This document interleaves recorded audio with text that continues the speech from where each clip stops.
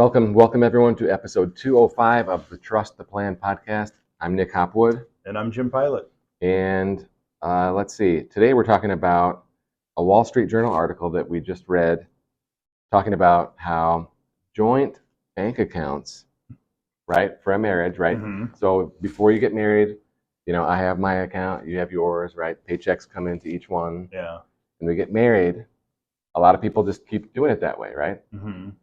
Yeah. But the best practice is to combine your finances and cash flow and paychecks and everything. Yeah. So the headline says people are more satisfied with their relationships overall, and they're on the same page with their money. And I believe it. Absolutely. I believe it too. I'm actually always surprised how often we run into folks that still have his and hers accounts.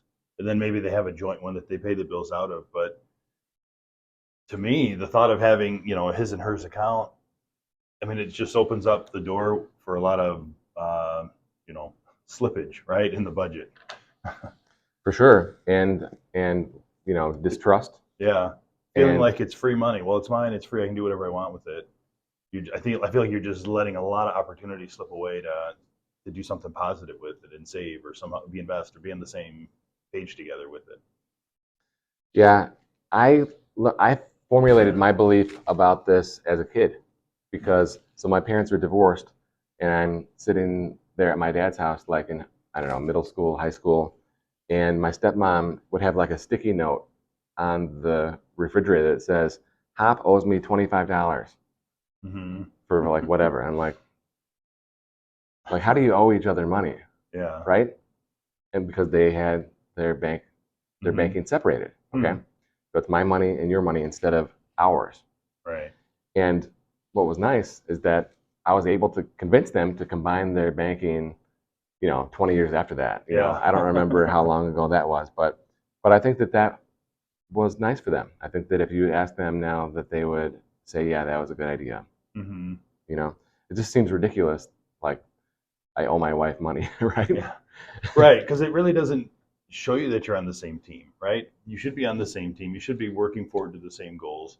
But like you said, if those the thoughts on money at that time aren't aligned, well, maybe in my mind I'm thinking we need to be saving for this next vacation, and my wife's out there thinking I need some new clothes.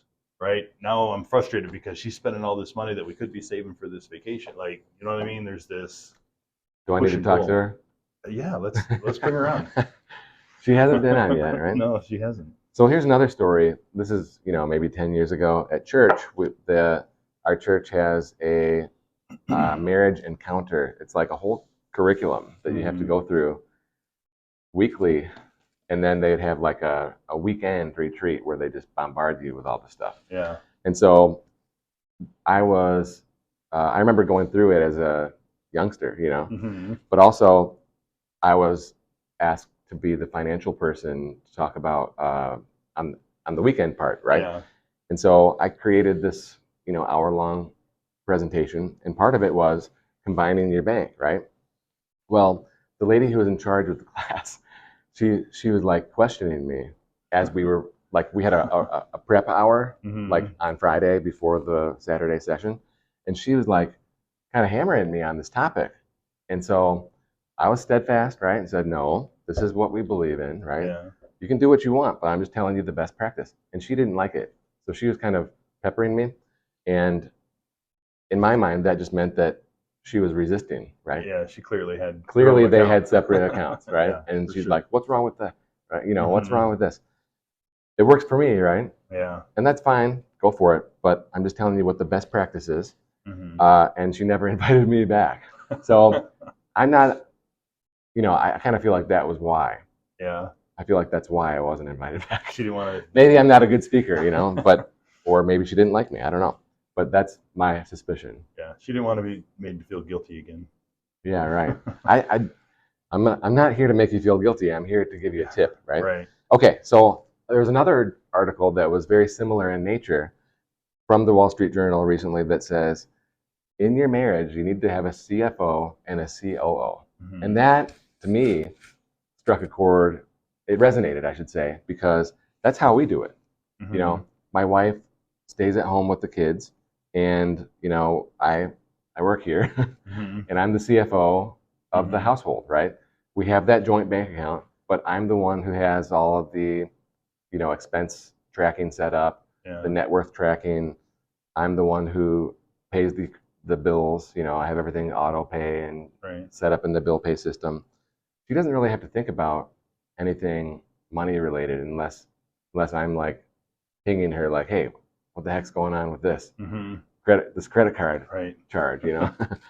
But I think that she does a great job as the COO, right? Mm-hmm. Setting up all the kids' activities, coordinating with the school, the field trips, and getting them to school and the after school activities, setting up vacations, right?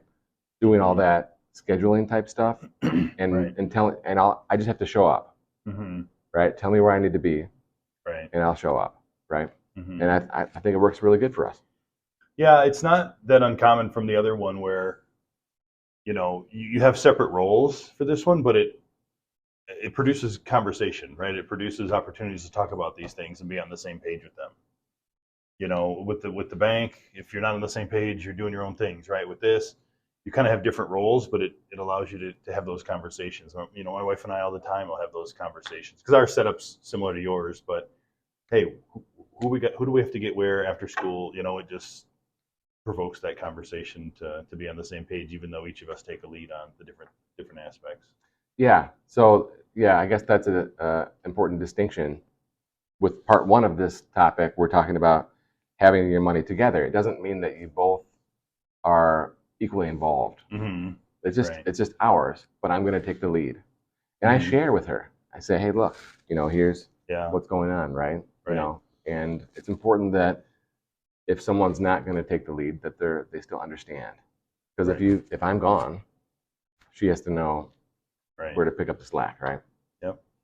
Takes us back to the expense tracking episode a week or so That was ago. that was a good one, man. I really like that one. But that expense tracking sheet is a really like you just said when you showed it to her. I pictured you showing the expense tracking sheet because that's what I do to my wife Emily, right? And we say, look, here's what came in this month. Here's what we spent. It was higher this month. It was lower this month. Whatever it is, it just allows you to have that conversation in 5 minutes and really kind of be on the same page.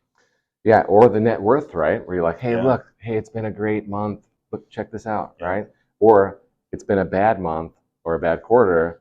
Mm-hmm. We're gonna have to cut back, like in Right. Big Daddy. Microsoft went down 2 points, and he Right. smashes the soup can on the floor. Right. But if you want to go back and check out episode 203, it's probably our best one yet. Yeah. So check that out. And if you're not watching on YouTube, please check that out. youtube.com/peakwealthmgmt and subscribe and follow and like us and share with your friends. We'd really love to grow our podcast following. And that's it for episode 205. Thank you so much.